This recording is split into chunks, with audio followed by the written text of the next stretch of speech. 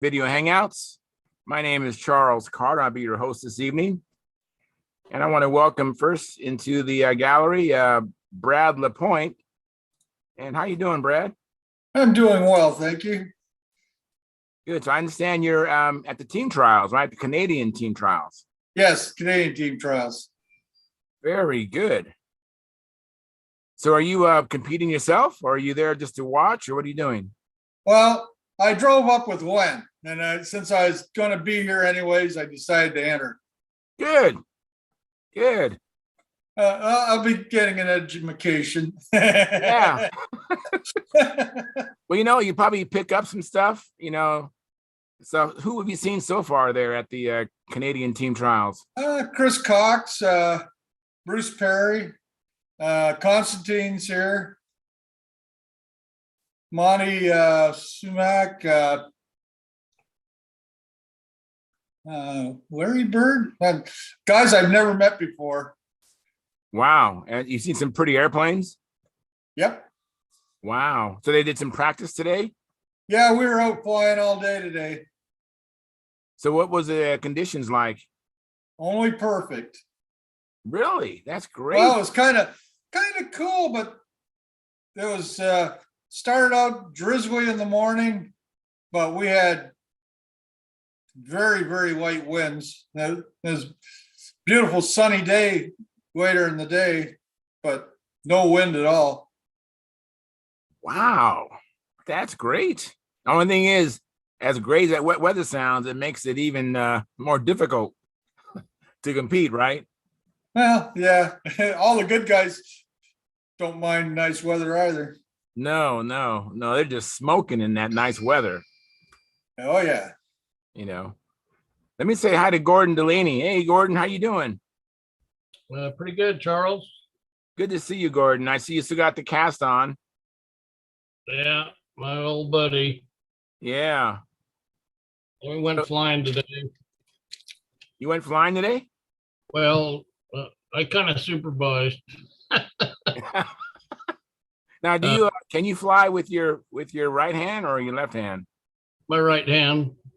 Oh, okay, so you can fly then. You just your left hand's in the cast, right? Yeah, I can fly either hand. Wow. I've flown 2 combat planes, 100-mile-an-hour combat planes at the same time. Wow, that's pretty impressive. Yeah, we had Roger Kramer with his new Mustang out, and he was making adjustments the wrong direction. And I tried to explain to him what he was doing. He didn't quite understand how it would work. And I said, just trust me on this. He said, are you sure? I said, I'm positive. So he went back the other way the way I told him, and the airplane got better and better and better. So what was you adjusting? We was adjusting the push rod. Oh, okay. The flap the elevator. Right. And he can understand. I want him to shorten the push rod. He says, well, then I'll have a down elevator. I says, no, because it's the dominant force, so it's going to fly at neutral, and that'll bring your flaps down a little bit to help your insides. And after about 5 minutes of convincing him, he finally, okay, I'll try it. And then Paige Peterson, he put in about 10 flights. He had 10 batteries, and he used them all up. Wow. Yeah, so he burned up every one of them. Wow, that's pretty impressive. That's kind of like Orestes Hernandez type of activity. Yeah, a lot more. Yeah, you bet. And then Paige had never flown a Ukrainian or Russian combat plane. So I brought that out in my FAI Saturn. It's tapered airfoil, tapered fan leading edge. And it's got a Nelson 15 on it. And about screwed him in the ground. It was running right around 110 miles an hour on 52-foot lines. Wow. And boy, that's a handful. He says it flies mighty good, but I'm getting older. Yeah, 52 feet lines. Oh, Well, that's that's FEI lines. right. Right. Uh, he flew my Nelson 36, what, a week or two ago, I told you about. Right. And they were very impressed. They'd like us to come back and fly again, but because of my health and my feet, I can't stand up very long. And today put a pretty good toll on it. Oh, I bet. I bet. Well, it's good to keep active, Yeah, I was starting the airplane and we had a bladder problem. The bladder had been in there probably 8 or 10 years. So I think it was kind of getting loose and pushing up on the sides. So Right. getting a false needle setting. Finally, I just pulled it out, put a fresh bladder, and away it went. Right. Yeah, fresh bladders are always real nice. I know Greg Hill, he's just gotten so sick and tired of fooling around with bladders that he takes a new bladder out every time he goes flying. If he has a plane, he has a new bladder for each plane. So he doesn't have to worry about it. So he's consistent needles the whole day, and then he just discards the old bladder and keeps the parts and makes a new one for next time. Yeah, if I saw him, I'd let him fly this. I think he'd really enjoy it. It's not the Russian type style airplane. It's more like an AMA airplane. But boy, it is impressive. All right. Plus Well, let me. it's pretty, Do you see Greg Hill very often? No, like holidays. See, because at holidays where they fly at is at Mission Bay, Yeah. and there's a lot of people there for the holidays, so they come to where I fly at, and so I see him as frequently as holiday, but he doesn't make it every holiday, so I see him 2 or 3 times a year maybe. Well, if you see him, you tell him I said hi. We'll do. Okay, I'll let you move on now. All right. Hey, thanks, Gordon. I appreciate it. And Yeah. John Miller, I'll get to you in a minute. I know you're eating. And I think Denny came in next. Oh, it's Bart Complaints. He's been trying to get in. I can't. His camera's not working. But and I see you, Sparky, and I see you, Stuart. So Denny, how you doing? Oh yeah, drop your phone. It's not working, or maybe you're just muted. Yeah, I had some background. The thing was I had a YouTube channel open. I could hear both of them, so I thought I better mute myself. Anyhow, yeah, things are going. It's Friday. Made it through another week. So yeah, you do any flying or building? Not since Monday. Tried getting out Monday, and I've been trying to get in a workshop all week long and haven't been able to. So I got up this morning with the only thing on the agenda was to go in a workshop. I finally made it here about 8:45 p.m. So I know life gets busy.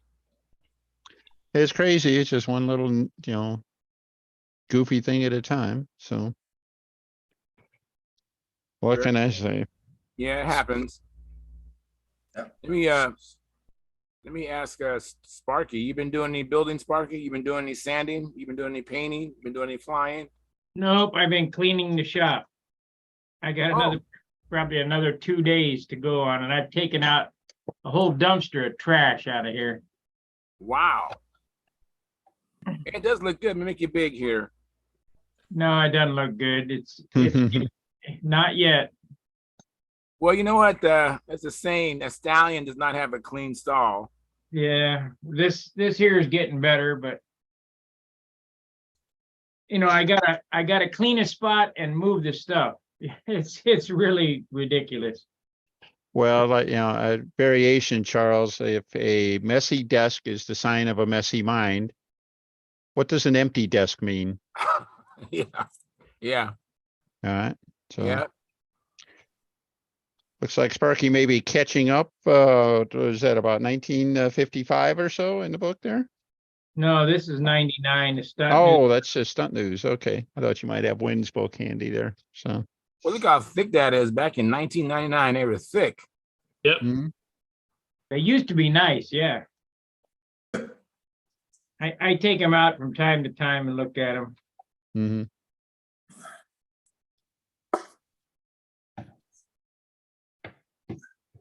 Hey, Stuart, where'd you go, Stuart? And Bart, your camera's not on yet. Yeah, I'm here. Hey, what you up to? Is- Not too much. Went flying today and did a couple of flights. It was nice out. I went to the RC field today. So, but yeah, it was nice. It was good. So did you fly with the Stooge? No, a couple other guys were there from I knew they were going to be there from the RC club. There was 3 of them. So, so I did some flights there. So it worked out good with the control line. So that was good. So what plane did you fly? I had Pathfinder. So Oh wow. yeah, Falling more and more in love with that Pathfinder, I bet. I think I am. It's getting better and better. It was different because at the bean field there's a lot of corn 3/4 of the way around, and out at the field there's on the one side, but so there wasn't a lot of turbulence from that. So it was kind of nice that way. So it was pretty good. Stuart, there shouldn't be any turbulence out there tomorrow. It's only gonna be like 5 kilometers an hour wind. Yeah. Yeah. Actually, it was pretty light today. Actually, it was up and down a little bit, but it was light overall. So yeah. So I want to go. Well, actually, we've got a MAC meeting, a local meeting coming up. So I'm going to go to that on tomorrow, and then Sunday. Actually, I want to go back out to the RC field and do some RC flying and maybe a little control line if the guys aren't too busy with that. Because if I do that, then it shuts down the other guys. So we'll see. So did you do a full pattern today? Yeah, I did a couple of them. So it was nice. Very Really good. getting to enjoy it. So more and more I fly, it's great. So That is Good really stuff. good. so how is it out west, guys? It's nice. Well, you're talking to Brad Lapointe and Lynn Yeah. Burrell. Welcome, Lynn Burrell. Thanks for coming in. I'm really Hey, guys. surprised to see you. So I'm glad to see you too. Yeah, we're out here in Winnipeg and flew up a storm today. Yeah. A lot of practicing going on today. So tomorrow's the big show. Okay. Very, very good. Very good. Like I say, bring back the hardware. Now, some of the guys are looking pretty sharp. I don't know about that. Oh well. I'm sure you'll do Con- it. Constantine, Chris Cox, and Bruce Perry are all flying real well. Some of the other guys are flying really good too. So it's a tough crowd. We'll see what happens tomorrow. Very good, Lynn. That's if you want to up your game, you gotta fly with the big boys, right? You got to fly with the big kahunas. Tomorrow we get our chance. He says somebody's trying to get in. Very good. Looks like Wayne, I think this is Wayne Rice making his way in here. It's his first time. Hey, Okay. Wayne, your camera's not on. Do you have a camera or you don't have a camera, Wayne? One thing about this iPad, it's idiot proof. Yeah, for sure. Eh? We have a couple people who use iPads. I know Joe Gilbert does when he comes in, and Mike Lonke sometimes uses an iPad sometimes. Yeah. It works. So, It works hey, good. Gary Sinclair, you popped in. Hey, Gary, how you doing? I don't know. Not too good. Why is that? Oh, everything's going on, with my wife and everything. Okay, I know that's difficult. I only can imagine, but Yeah. I'm sorry you're having a bad day with that. Let me see here. John Miller. Hey, Yeah. John Miller, how are you doing, man? I'm fine. I got a quick question for Gordy. What the heck do you do with your arm? Try to feed it to the combat engine? Uh, That should be it. Yeah. Okay. I smacked Sandy in the side of the head and broke my arm. Oh, you're not telling us the truth. She turned around and beat you to death, half to death with a broom, didn't she?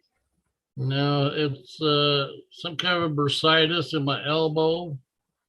So they figured if they immobilized it, that it might heal itself. So I got another, about another 8 days and they can take it off. You know, Gordy, we're not only aging out, we're falling apart. Boy, you got that right.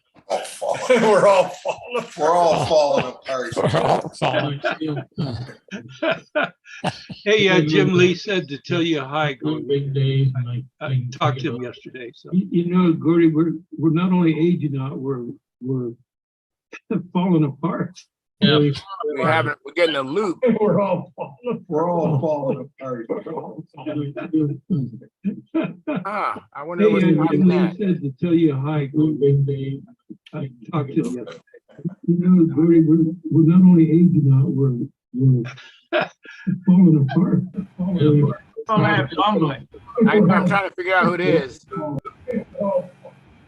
Well, let me see. I'll put myself on. It's Wayne. Wayne, you got a window open.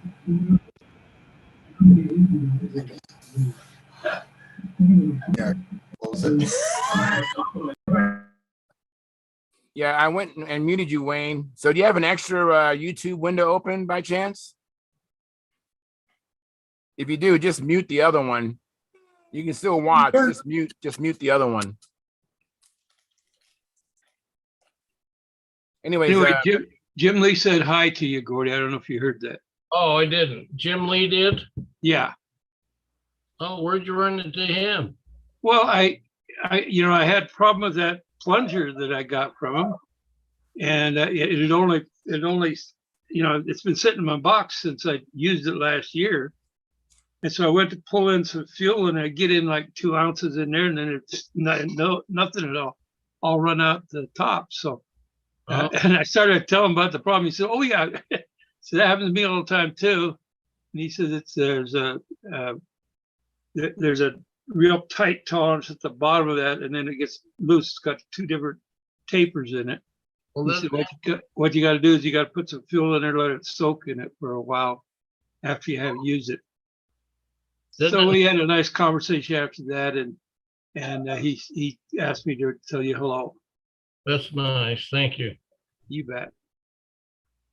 yeah, one of those nice plungers, huh, John? Yeah. I had to use it. I ran the Stalker 66 again yesterday, and I'm pretty close now to even speed, right side up and upside down. I'll run it one more time, and should have it nailed in. And then I'm going to try to get the little Raven, that little FP20, see if I can get it started and running. I would like to have a backup for the contest, just in case, That's a good idea, John. But that is turning a 13.6 prop on that 66. So Nice. yeah, I look forward to seeing it. So when I saw it last year, that was the same engine, or was that a different engine? same engine, but I was having trouble. Remember, I told you I sucked up all that oil and pushed it into the crankcase. And Now I remember, yeah. yeah, well, you should have seen the smoke come belching out of it when I finally got it started here. Right. But there was no corrosion or nothing wrong with any of the bearings. Those were all real good shape. Must have been really well oiled. Yeah. Yep. Very good. Yeah. Let me see if I can get Wayne. Wayne's his first time here. We communicated on the hangar briefly today. Hi, Wayne. Wayne, you need to unmute your mic now. Let's see if we can.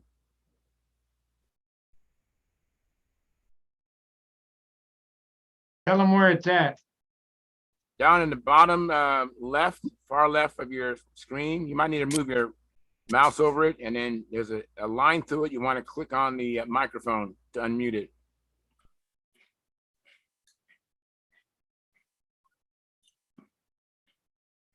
Yeah, you might want to call your wife. That happens to a lot of us. We have our wives help us out. Yeah, that's called tech support. Yeah, that's called tech support. That's great. I had to Especially call. when new. Well, while you're doing that, let me just catch up on the chat box. Dennis Adamison, who's a member of our YouTube channel. All right, Wayne, now we hear you. Now you got me? I got you. Thanks for coming in, and thanks for communicating with me on the Hangout. I mean, on the forum. You're more than welcome. I'm trying to learn everything. I'm pretty rough at this. That's okay. Once you figure it out, it'll be like a piece of cake. We So- were all bad when we started. I was even worse. That's I don't remember, but I know there's some people that had some challenges, and then now they're like pros. So that's how it is. Well, you know, we That's do a have load of different, confidence. we do have different people here. We have beginners, intermediates, advanced, and experts. So it has nothing to do with how you fly. So Well, that's what I was going to say. I'm here to learn to fly, not run a computer. Right. Unfortunately, Very you're good. gonna have to run the computer to learn keep it in there. Well, But I'm you're looking learning good that. now. I am learning that. Mark, Yeah, you're Mark running good. Legrand has a good name for this forum. He calls it Stunt School. I know. I love it. I love that name. So Wayne, tell me, you're trying to learn how to fly. So what are you flying right now? What plane are you flying? Well, I bought a bunch of old brand new Foxes. I'm flying 35 size engines. I scratch build from plans. I played with it when I was young, learned control line, got out of it for quite a while, and about 10 years ago, I get back into it. So I'm trying to learn from you guys a lot. Been having a lot of engine trouble. I think I'm getting that straightened out, thanks to your help. Super. Welcome. So where are you located? In Beloit, Wisconsin. Ah, I used to live in Door North of County. Sparky. I used to North of live in Door Sparky County, there. Wayne. One at a time. Which one? Yeah, Wayne. Trying to get Wayne. Figure out about Wayne. So you flying Wisconsin, Wayne? Yes. I don't know who else is up there. It'd be nice if we could find someone else to help you. That's the best way. Are you a member of the Circle Masters, Wayne? No. Member of AMA, and that's about it. Oh, All right. okay. Well, Are you Where- anywhere near Milwaukee? Oh no, Yeah. I'm way southwest of Milwaukee. not that That's a far. long ways. Of course, Eh, I'm used to distances out west out here, but I used to live in Door County. And I know where Door County is. yeah, and I was a member of the Milwaukee Circle Masters, good bunch of guys. They'll lend you all kinds of help if you can get hooked up with them. I guess I've got somebody west of me here. I forget the name of the town. The Bears used to practice there. Hmm. That might be a toxic dump now, if they were there. No, actually, the circle is not anywhere near the field, I understand, but Oh, yes. good thing. Good thing. My favorite football team, the Packers, and anybody who's playing against the Bears or the Vikings. There you go. By golly, we're going to get along after all, aren't we? Yes. Maybe not. I'm a Lions fan. Whoa, you're happy camper last night, weren't you? Sure enough. At any rate, yes. I'm hoping to go flying tomorrow. I got everything ready, I think. So Wayne, you We're mentioned that trying you to- scratch build. I'm wondering what planes did you scratch build? I've built 2 S1 Ringmasters, a Flight Streak, and a shoestring, and I'm building another shoestring now. Sounds like a good I fleet. flew a shoestring a long time ago. I really like the way it flies. Hmm. I don't know much for stunts. I can do an inside loop. I can do an outside loop when my airplane stays there. Kind of like Caffeine. I've been listening to his tales, his stories. And I can do a wing over. I only flew inverted once. That's why I'm building a new shoestring. Down is up and up is down, correct? Right. Yeah, Right. the thought just occurred to me, if you want to try to hook up with the Circle Masters, they have a website. So just make a search for Circle Masters Club, or what was Milwaukee Circle Masters.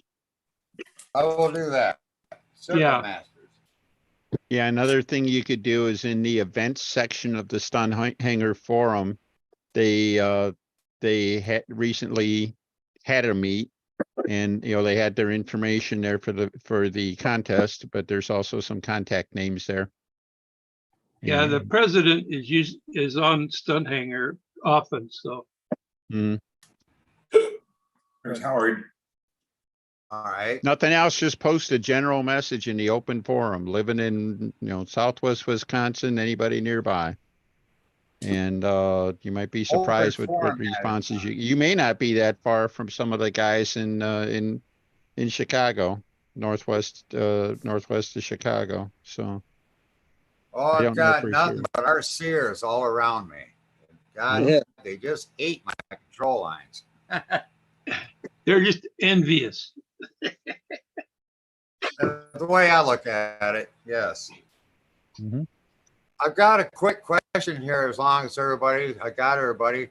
I just got a old Vico 3-bolt back plate. Is there a head gasket on that? I went to start it today. I just got it yesterday, and it won't start. It won't even pop. Brand new glow plug in it, I see. How's the compression? But there's real low compression on it. I took the head off, and it looks like a head gasket was broke up, or some black remnants left under the head. I don't know. I wonder if it's that had a gasketed or not. fiber head gasket or something like that at one time. You I'm may have wondering. hit it. You might check with McCoa on that. They might. I feel- thought so. Yeah. Okay. Mikoa Thank would you. have. Oh, See, the awesome. 3-bolt. All right. Thank you, folks, very much. Pop can. Yeah. Yeah, you can make one out of a pop can. Yeah. Oh, okay. I've heard that. Yeah, just cut one out carefully. Carefully. It's always carefully. Yeah, everything's carefully. Everything. I'm a better builder than I am a flyer at this point. I'm not any good at either one anymore. Are you talking Well, my about? eyes ain't. No, I'm talking about me, bud. That sounds Yeah. like Yeah, I'll I'm tell you afraid what I'm John's better a hell at of a after designer. tomorrow. My glasses ain't what they used to be. My eyes, my eyes. Hey, I'm Lynn, I didn't 69 quite years get what old. you said, Lynn. What did you say, Lynn? I said, I'll tell you whether I'm a better builder or a better flyer after tomorrow. Yeah. Yeah, that's a real test tomorrow. Yeah, you betcha. Tomorrow I could be a better builder after the end of the day, or I could be a better flyer. We'll see. Yeah, I'll go with you on that. We'll see. Me too. Yeah. I'm not worried about you, Len. You're No, gonna I get know it you're done. not. You're Thank gonna you. get it done. I got a question for you guys. All right. Does anybody know where I might be able to obtain a piston for a Super Tiger 51? That's what I'm on the hunt for. wow. Which 51, the modern one or the old one? Yeah, the modern one. The modern one. You gotta find somebody with a Brian Gardner Gardner conversion or piston something like liner. that, and they Yeah. probably got a piston. Oh, Yeah, who still has There's the a old one. gentleman we fly with, you may have met him, Larry Fruits. Yeah. Yes. Got a couple of Tiger 51s with Brian Gardner sets. I don't know if he's got spare parts or not, but I'll bump him and see if he's got If anything. you could ask him, Dennis, that would be marvelous. Thank you. Just a piston, not a Len, ring or Just the anything? piston. Yeah, don't need the ring, don't need anything. Just the piston. Just a You piston. might I check mean, if with, it has the ring on it, great, but One at a otherwise I time. just piston. you Yeah. might check with Dan McEntee here in St. Louis too. He's on the forum. Okay. Okay. Dan McEntee. Yeah, he's really into the Super Tiger 51. Okay. Dan may- has a little. I might send him a PM Yeah, that'll work. when I get home. Dan has a little bit of everything. That's awesome. Yeah, I had Not a- much I had a- electric, though. No, Dan's not much on electric, I don't think, so. No, get- not at That's all. all right. Neither is Len, so they'll get yeah, along fine. yeah. Yeah, we'll Right. get along just great. No problem. So, Lynn, when you saw Chris, he's doing really well, right? Chris Cox. Yeah, he's flying well. He's doing good. All right, cool. Yep. Good he's for doing him. Fine. That's great. Yeah, he flew up a storm today. With his Megan. Nobody ever want to meet on the practice field, all right? What's that? Nobody ever want to meet on the practice day. No, that's true. That's very It don't true. matter what he did today. It matters what all you guys do tomorrow, all right? Yeah, we'll let you know on Friday what happened. And you're the Sorry, on beast from Monday. you're the beast from the east, all right? They don't know what they're up against. East. Just tell them it's gonna blow a hoolie. That's it. Yeah, it's supposed to be nice tomorrow. Supposed to be nice tomorrow, so I think we'll be okay. 9 km/h winds, which is next to nothing. Perfect. We're excited. I'm Great. glad to hear it. And the wind's coming out of the south, so we won't have to fly into the sun. It's all good. Very good. Let me see. Let me get the original Steve Smith in St. Louis. Hello, How you doing? I'm doing great. Got some flights in today.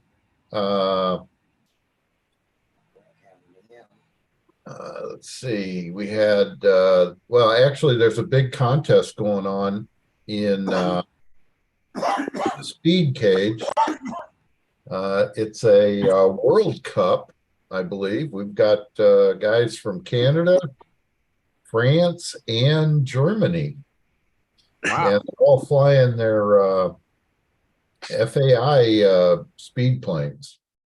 Wow. That's kind of interesting background music for Yeah, I was just thinking stunt about the noise. but yeah, Dan Hughes was out, and he's flying an SV11 ARC that he's had in for a while, and put a Super Tiger 60 in it, and he's happy with it being a practice plane.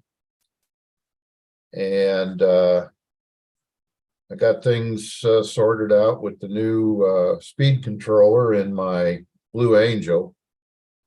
I let the smoke out of previous one, so I had to replace it. And let's see, well, John Garrett came out, but he didn't bring an airplane. I don't know. He's having some knee problems, so he's still riding his bicycle though. And that's about it in St. Louis for this week anyway. All right. Well, thank you very much. So you're flying in Blue Angel. Is that a kit you build or? No, that was I don't know if anybody remembers Walt Burnell. yeah, Walt Brownell, thank you. You know, Walt was a real pioneer in electric flight, and unfortunately he's heading down the dementia path, and before he got too bad and he still knew what was going on, he pretty much donated all his stuff to the club, and we kind of divvied things up, and I was interested in experimenting with electric, so I took the Blue Angel that he had, a couple of motors and some batteries, and Denny will attest, I fell in love with electric. So yeah, I'm still flying that occasionally. I tell you, Walt loved fast controls. He had tail weight in the thing, and for me, it was barely flyable. I couldn't hardly keep it in the air. We discovered the tail weight, took it out, and I've actually added nose weight, and it's still kind of difficult to keep keep it good and level flight, but man, it turns nice. And since then I built, or helped my, I call him my mechanic, my airplane mechanic, Tony. It's Mark Hughes, helped me put together a Vector ARF electric.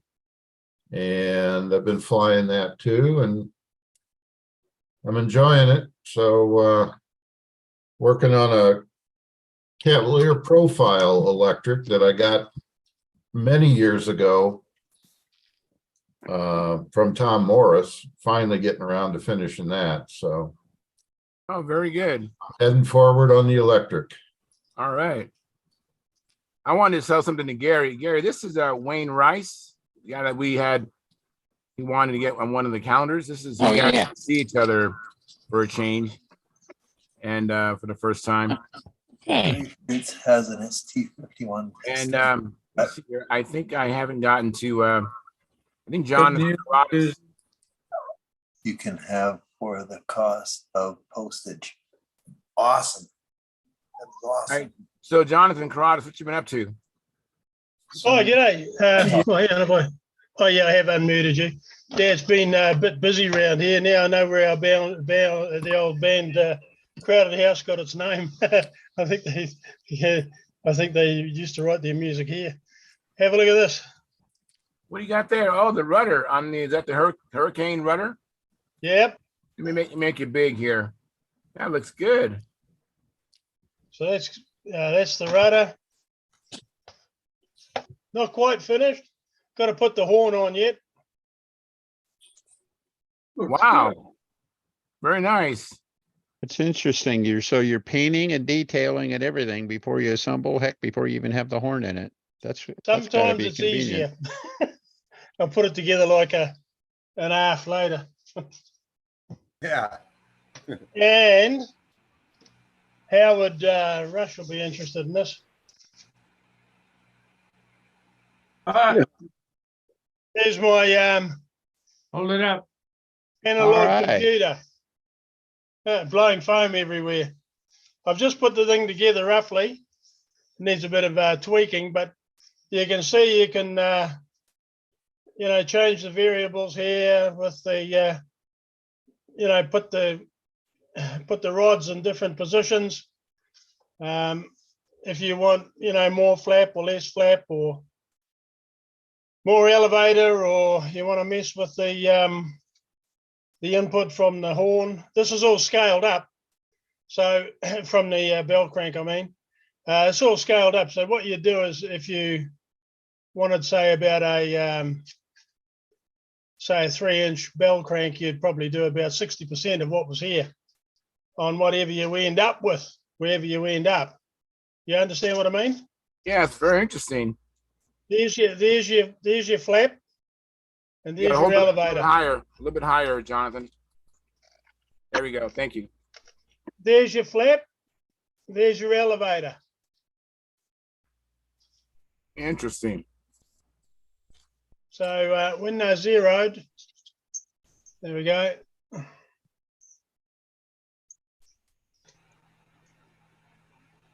I got a little glitch here where it's knocking, but I'll chop that off.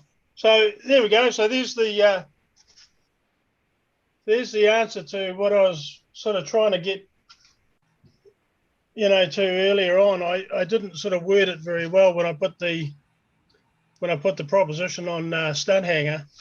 I think I messed a lot of folks up because I didn't make myself clear what I was sort of driving at.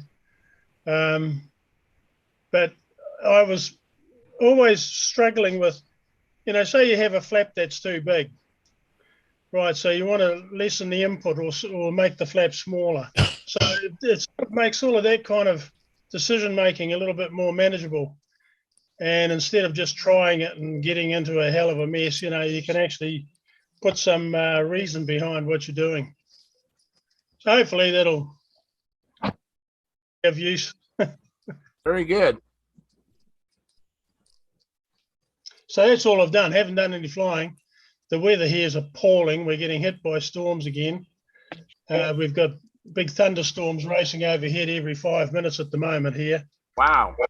They cancelled. We were going to have a combat competition today, but that's been cancelled. That's been wiped.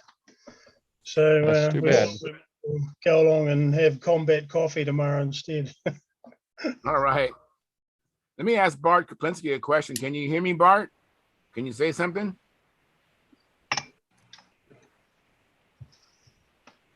Bart, you have no, we have no image of you. We just, I see your name. No audio either.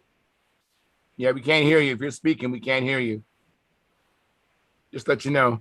And let me catch up on the chat box. Gary Sinclair, he gave us a like. He's also a member and a monitor of our YouTube channel. And then Marcel Legrand, he's also a member of our YouTube channel. He says, hi, Charles, and everyone at Stunt School. It has been so hard to get on today. I hope everyone is well. Yeah, anybody else have any difficulty getting on? Yeah, I couldn't find a link at all, and I went back and I don't know what happened. I don't know what I think it was something I was doing wrong. I don't know, but I got on anyway. Yeah, okay. Then Jonathan Corrales, he said no link. He's a member of our YouTube channel. Thank you for your support. Appreciate that. And then the T-Bone 1260, he says, best of luck to my buddy Lynn. Yeah. So where's Lynn at? He went to he stepped out for a minute, huh? Fell asleep. Yeah, Wait a no minute. respect, Johnny. Hey, Yes. Lynn, Tom Luciano says hi. And he says good luck. And you're muted, by the way. I muted you earlier. You got to unmute yourself. And then Tom Rammel gave us a like. Thank you very much, Tom. Appreciate it. Thanks, right. Tom. And let me see here. Hey, Howard Rush came in, and Carl Reed came in, but he left. So let me talk to Howard for a little bit. Hey, Howard, how are you doing? All right. Yeah, what you been up to? I've been flying some little stunt. All right. As opposed to big stuff. A little bit of it. Yeah, I should clarify that. So you find your new dog or your old dog? New dog. There's a contest this weekend in Portland, and then I'm going to mosey down to Houston from there. Very cool. Who all's at the Royal Canadian Team Trials? I missed that. Okay, so we've got, let's see, I'll try my best here. There's myself, Konstantin Badjakine, Chris Cox. Bruce Perry, Okay. Mike Columbi. Who else is there? Let's see. Larry, Ken Bird. Larry who? no, maybe not. Alan? Monty, Yes. Monty Sumac. Monty's there. Yeah, Monty's here. Good. Good. Ken Bird. Ken Yep. Bird's here. Bruce Perry. Mr. Hanson. Peter Hansen is not here. Oh, shoot. Not. Wow. Pat McKenzie's Pat here. McKenzie's here. I could guess that. Okay, and let's see, who else is there? I think we have 9 or 10 pilots. 9 or 10 pilots, yeah. So tomorrow's the big day. Tomorrow the fireworks happen. So we'll see how it all, and we'll see how it all shakes down tomorrow. Tomorrow or 2 days? One day, One day. 1 day, 3 flights. Oh, that's good. And Yeah, 3 flights, and top two flights count. They get added together, and the third flight gets, your worst flight gets thrown out. So we'll see how it goes. Should be fun. Looking forward to it. Cool. Yes, some of the guys are flying really well, so we'll see how it goes. Just remember, they're sitting in their hotel rooms right now saying, hey, that Lenny, we weren't ready for him. Hey, So, no, I don't know about that. I do. I flew okay today. I can't complain. I started out a little weak, but it got better as the day went on. That's fine. Yeah, Don't need it till tomorrow. that's where you- right. that's where Like you you- said, no one ever won the contest the day before. That's That's right. where you're backing up for the win. Yeah, we'll see how much wind there is. Not win, win, When, W-I-N. It's like backing up to get a good start for the finish line. Oh, okay. Saw what Yeah, a con- I don't think I'm gonna win. There's some really good guys here. You but, go and stomp on their toes while they're in the pattern. Hey, I will hold my own. I will do my best to hold my own. There you go. All right. Right, can't do any better than that. Very good. Thank you. Yeah. Thanks for the encouragement, guys. Yeah. Absolutely. We're rooting for you. Yeah. Absolutely. Anybody who could come up with the Lenny loop deserves it. Yes, Gordon. Would it be right to show this airplane we flew today? Yeah, please do. It's not a stunt plane, it's the combat plane. Oh my God. It is. Oh, wow. Oh, that's cool. That is Very nice. cool. Which one is that, Gordy? John Yes, ratio on that thing. for me. I designed this in a foamy back in '71. And then I put a 15 on it, and about screwed Jim Rhodes in the ground. So it was still yellow. So then I built this and out of balsa wood. And Pagewood, they did an awesome job. But he says that it ain't to put two people in the circle. It runs right at 110 miles an hour. Wow. What motor? A Nelson. Oh, yeah. front side, Pardon? front side, front intake, side exhaust. It's side exhaust. Yeah, Cool. Which one of the, which one, what's the name of that one? Is that, This one's a Saturn. okay, that's, okay, now I know which one it is. Yeah, Jim or John drew up a jig for it, and so I had the ribs and the jig laser cut. That way we could just set it up on the bench and build it like it was a flat bench. And this is the second one. I let Roger Kramer fly the other first one that was balsa wood, and it got a little bit ahead of him, and he kind of stuffed it in the ground. Uh-oh. And Not too then bad. the following weekend, he shows up at my house with all this wood, and I said, "What are we doing?" He says, "We're building a new Saturn." He had all the ribs cut out, the new jigs done, and so that's what this one is. Oh, very good. And then he built one for himself. So it's a real hot rod. I So, bet. you know, it's nothing like the Russian type airplanes, but I think it's a lot prettier. Yeah, A lot Mhm. prettier. What do you think there, Howard? Did It's you get? Oh, it's a hot rod. You'd love this. What's it covered with? Transparent monocoque. Oh, And then the fuselage is black KB epoxy. So, you still have some. oh, I got so much epoxy. I'll never use it in the rest of my life. How'd you do the checkerboard? What is that? Is that inked or how'd you do the checkerboard? That's silk. Really? Yeah. It's something I had over from the, well, what, that'll be on your. Yeah, okay. I've got computer at all, home. Yeah, I'll get it when I get home.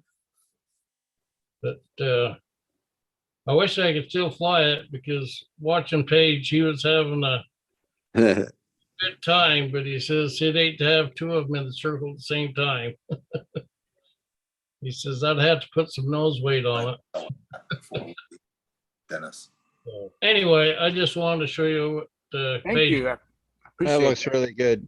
The key thing, did you find any Celastic to put on the motor pod, or did you have to break down and just use fiberglass? So, Are you talking to me? yeah. Well, that was the way to finish off the motor pod on a combat plane, right? A layer of Celastic, last thing. Oh, I yeah. use silk and dope. Big airplanes, I use fiberglass cloth and resin. Yeah. Your shop looks pretty impressive, Sparky. Well, I'm showing Steve that right there is where he's gonna build his, right there is where he's gonna build his airplane. As soon as I get the rest of the wood straightened out, and I mean, I've been thrashing today. Yeah, you just let me know, Sparky. I'm ready when you are. Yeah, I know. There's 15 airplanes you can see back there in the corner. Oh, no. Yeah, I see a Junar XL there. Yeah, and behind that's the Magnum, behind that's the Aegis, behind that one is the, what is behind that one? The Tucker, and behind that one is the High Roller. And on the wall, there's Thunderbolt, and then I got an Argus, a Nobler, a Tucker.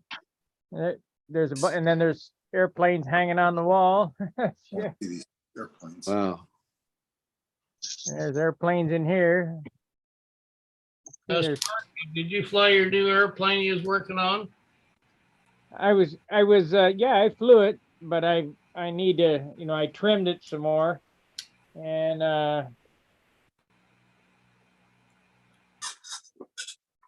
so I need to get out and test fly it, but I'm trying to get this ready so Steve can come over here and work. I see. Hey, So I- Sparky, whenever I do that, I find the neater and cleaner I make my workshop, the quicker it is it gets buggered up again. Oh, no, you don't understand. You can't even move in here. I got so much stuff. There's, Well, I took about a dumpster load of wood shavings and different shit out and put stuff out in the garage. And Wow. well, when I came back from Dayton, that room was completely full, packed. I just threw it in there. Now I got airplanes hanging outside in the walkway here on the other side of that wall. And I'm getting ready to build another airplane. Perfect. What are you gonna Well, build? I'm open all week, Sparky. Let me know. All right, I'm working on it. That's why I didn't show up today to fly. Yeah, I figured. I thought Sparky, you can never have too many airplanes. Want to bet? What it's all about, more airplanes. Yeah, I used to believe that, but I think I'm pushing the edge now too. So, Yeah. I need to sell some. Yep. Let me welcome Jim Hoffman. Hey, Jim, thanks for coming in. I appreciate it. Howdy.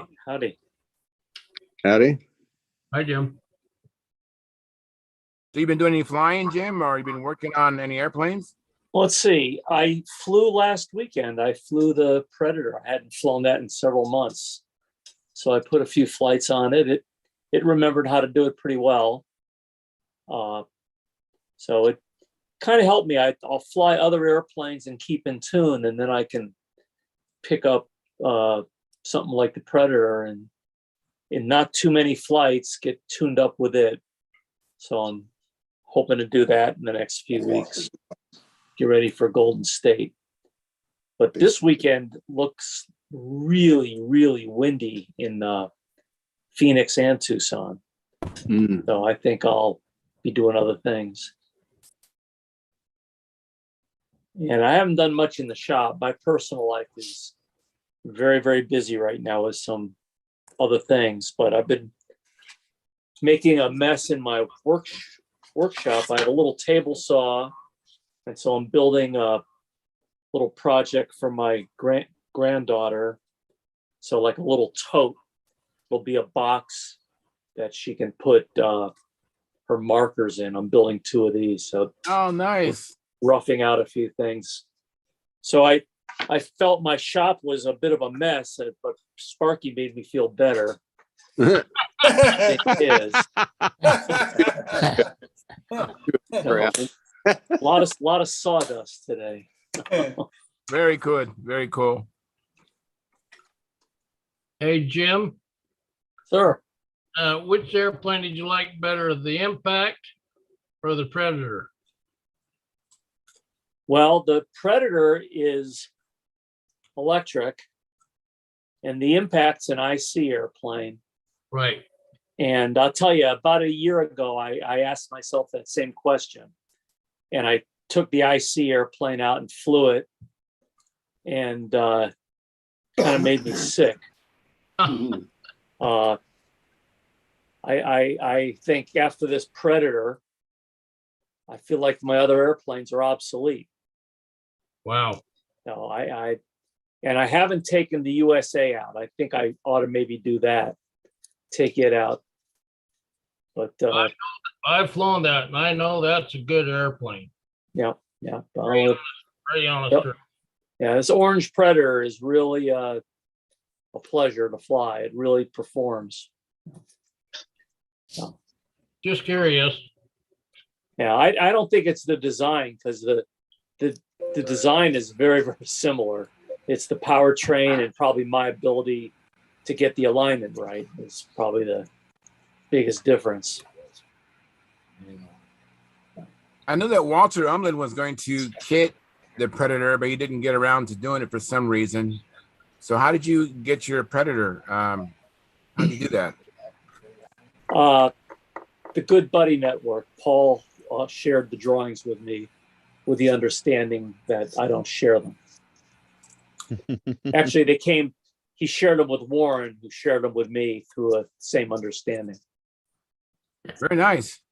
So yeah, he very much does not want those floating around, because there are some flaws in those drawings. He hasn't signed them. You know, some draftsman, I don't know the guy, did them, and he did a nice job, but they're not. There are some flaws that need to be fixed. And so Paul didn't sign, at least the version I have. He didn't sign, and I don't blame him. You have the zigzag ribs. I think, I don't recall, Howard, because I used the foam wing. Oh, I could answer that question pretty quick, though. Here it is. Yeah, zigzag ribs. All right. Very nice. Hmm. The drawing looks nice and crisp. So I'm going to build another one. That's the next big project. if you like that rib configuration, I can fix you up. All right. With what? Ribs or a jig? Or Ribs. I'll think about it. I've got a lost foam jig for the Impact. I was thinking Same. of using that. Yeah, same thing. Yeah. So thank you, though. I'll keep that in mind, but I think my jig will be fine. The tricky thing is I want to build a take apart, so I've got to adapt it for that. My configuration is to take apart, and it's kind of ugly because the spar doesn't go in straight in the middle. Yeah. Yuck. So I haven't sketched up the details of how to build it. I was going to start working on it, and probably when I get in trouble, call you. So I'd like to maybe make the fuselage take apart too. I've got hardware for that. I know nothing about them. So I'd like to be able to put it in a small. Geodesic. Yeah, that's the same. That's what I mean. Yeah. Let me welcome Carl Reed. I know you came in earlier, Carl. Thank you for coming back. And your microphone's still not working, right? All right, cool. And then Jim Bornholt, he came in. And how you doing, Jim? So, See you wearing your Pampa shirt. That's oh, cool. doing all right. Yeah.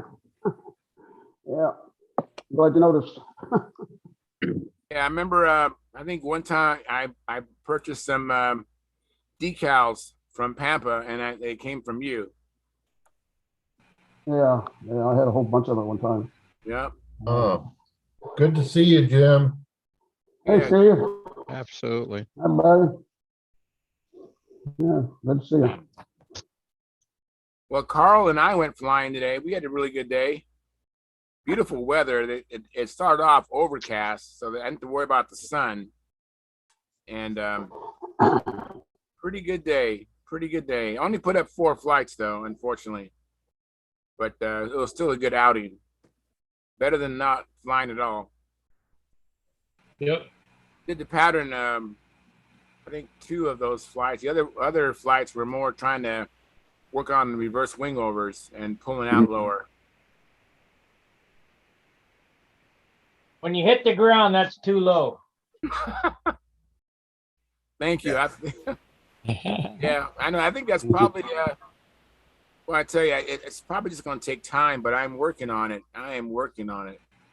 Do you have any trouble doing the outside squares, getting them down low?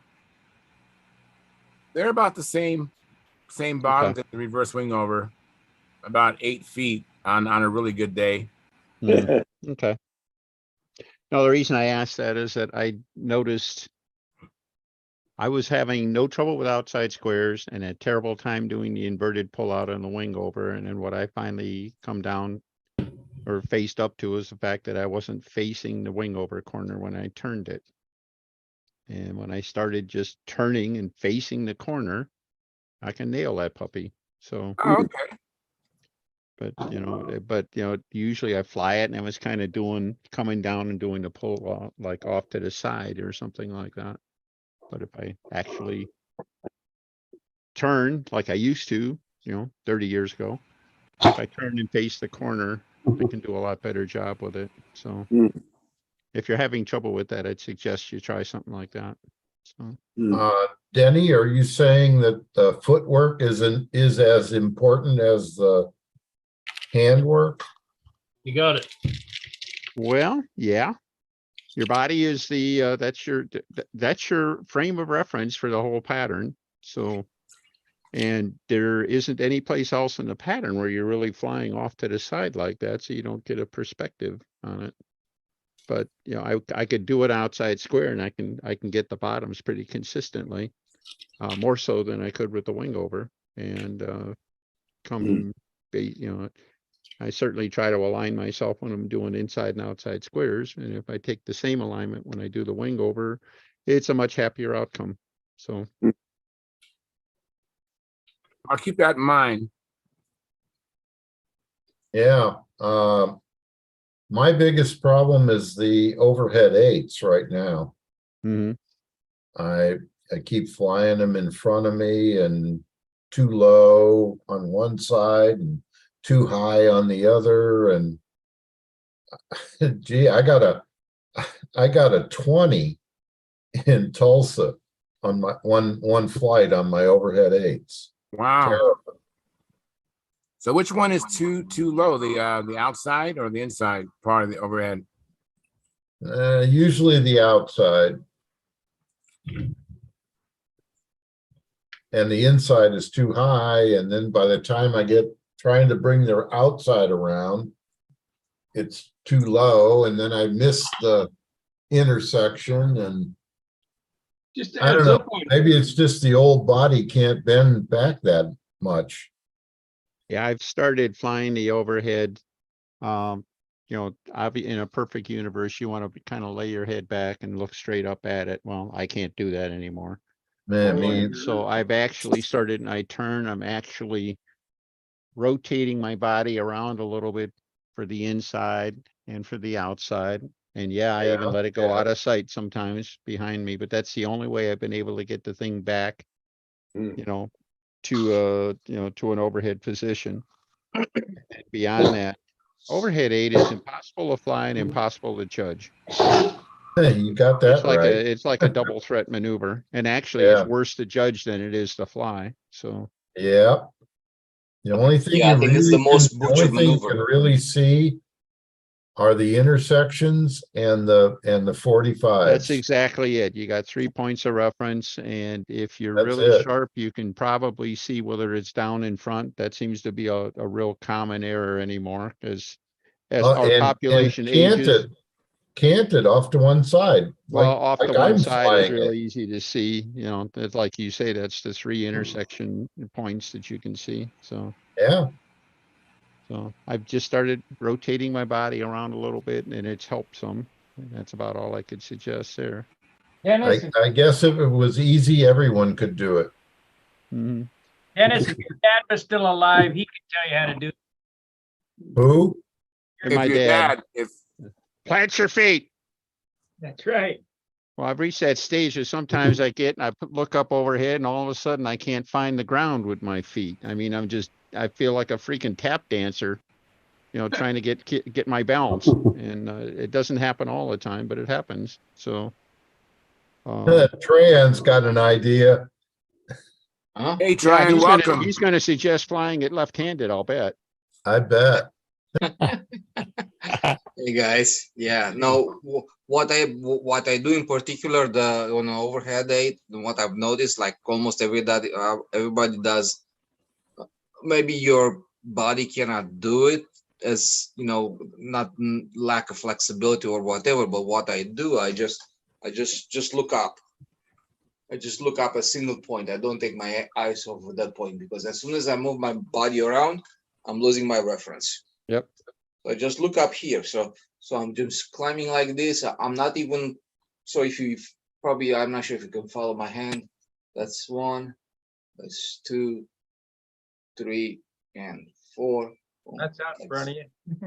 That's in front of you. So you're keeping your head and eyes straight overhead. You're not That's turning at all. No. Ah, interesting. I'd fall on my rear. Me too, probably. See, I'm watching Charles right now. He's much better already. I mean, I can tell he's following, because if I go here and I can look on my corners of my eyes, I know where the horizontal is, and I know my 45. I can pretty much hit it, and I know exactly where it is. Mhm. You know, And I that's can do this the forever. way. I mean, I can bring it here. Just like, see my hand? Yeah, that's the way I watch it when I'm judging it. Mhm. I look at that one point. Yeah, I mean, I can do this Okay. forever. But as soon as I move my body, I'm gonna be like this, like that, and now everything changes. Yeah, Because my you're right. reference is lost completely. But if you keep it fixed. Yeah. Okay, I'll try that. Thanks, Fran. Same thing applies in a 4-leaf clover. Yeah. Same thing applying a 4-leaf clover. I'm just like, you know, I'm climbing here on my 4-leaf clover. I'm coming, boom, and as I kind of look towards the intersection point, right? I'm climbing through it.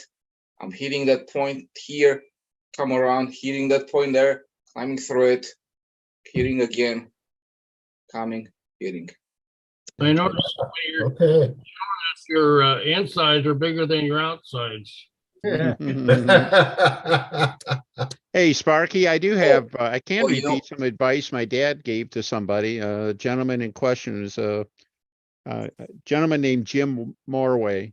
Jim was a pretty good combat flyer, you know, when he was younger, and he had a lot of physical issues later in life and stuff. I think he had a couple of bones fused in his neck and stuff like that. And looking overhead simply wasn't in the cards for him. And my dad just reminded him, he said, "Oh, Jim, you're a combat flyer, right? You always watch your airplane?" "No." He says, "Well, just fly it like you were flying a combat plane and just feel where the airplane is. All right." And then, you know, so he basically told him, don't try to look up, because whenever Jim tried to look up, everything went bad. All right. Because of his physical ailments and stuff like that. Yeah, just that's wasn't definitely something he could do. So his best accommodation, you know, for everything was to fly it by feel. All right. And that may not be a bad advice for a lot of us. Jim Thomerson. So That was they're Jim Thomerson. That was the guy. Yeah. Yeah. You used to do that Oh, too? yeah, yeah. Yeah, he Jim, did it Jim without wouldn't, looking. wouldn't even look up. He's looking at the When he ground. flew his overheads, he wouldn't even look up. Mhm. Yeah. Yeah, You know- obviously they're like at our age, some of us are older than other ones, so it's hard to keep up with it and Mhm. and do your magic over there or look up, or you might have vertigo problems and stuff like that. They absolutely right. I mean, you have to adapt to Mhm. something different in that case. Yeah, you do Yes. you do the best accommodation for Mhm. what you can do. It may not, Yeah. I don't think anybody's going to win a stunt contest because of their overhead 8. Yeah. You can lose But it probably, but you're not going to win it because you did a really good overhead 8. It's impossible to do one and have it judged as an excellent maneuver. yeah. So Go ahead, John Miller, as soon as Dennis Well, finishes. I was gonna say there, I've seen some people, I think they're trying to fake out the judges because they'll come up, turn around and put their back to the judges and then do the Mhm. overhead. Yeah. You wind up with it, what would actually be behind your head if you're facing them. Mhm. And then maybe that changes perspective. I don't know. Do you think it look? Wow.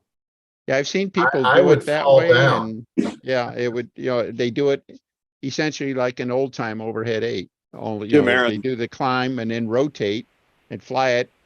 From the pilot's perspective, it's a lazy 8 actually.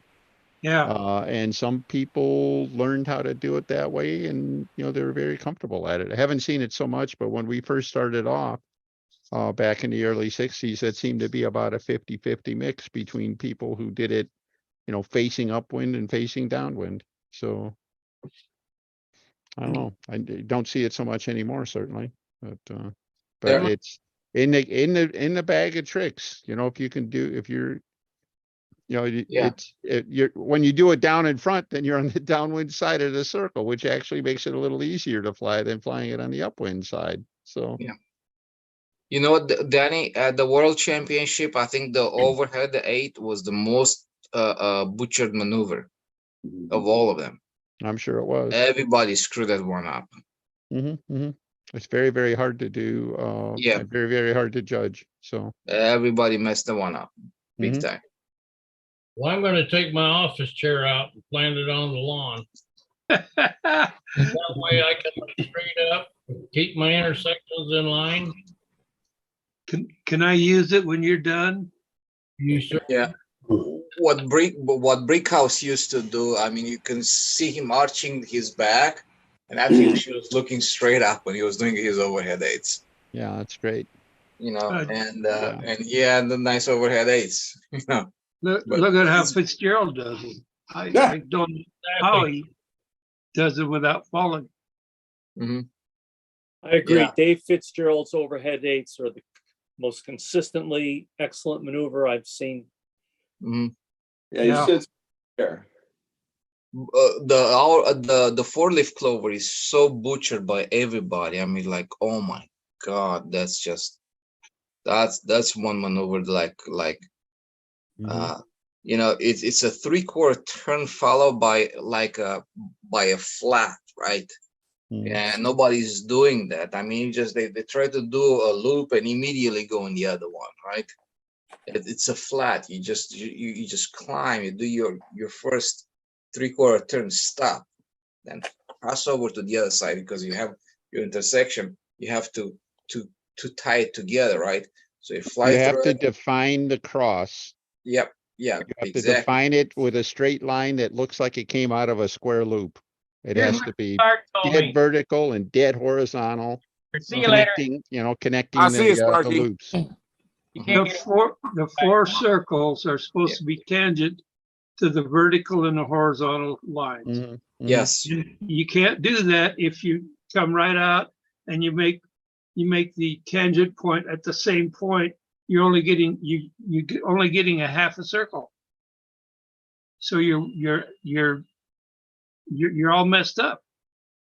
Yep. Yeah. I mean, it's just like, I mean, it's just it's geometry, right?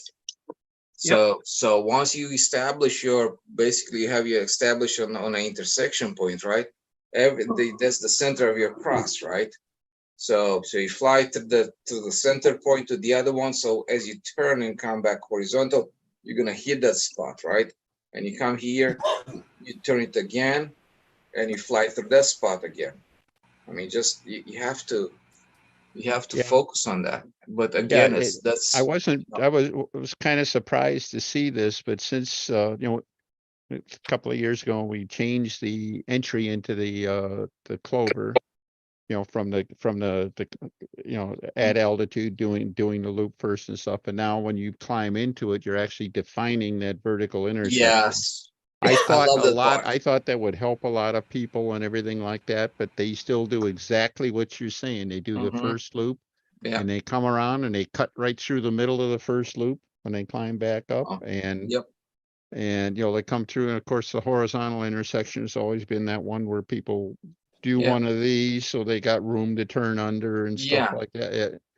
But Even though yeah, the the vertical intersection now that used to be people used to mess it up, but it wasn't as apparent as it is now, because man, you define that first side as the very first thing to you define that first vertical line.